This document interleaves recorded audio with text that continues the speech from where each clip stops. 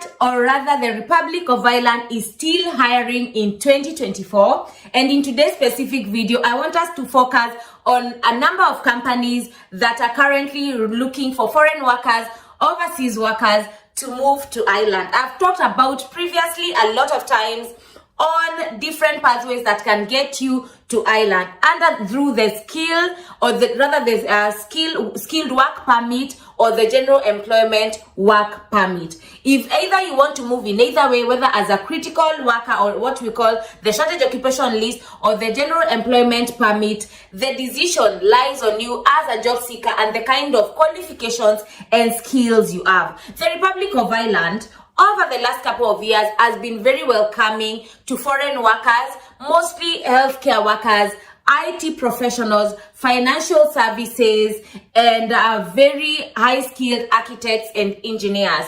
And that is not changing, as much as there is also quite a high housing crisis in Ireland. That does not mean people are still not moving and people are not surviving. What that means is, as much as there is high crisis in terms of accommodation, rent can tend to be very high, but that should not discourage you as long as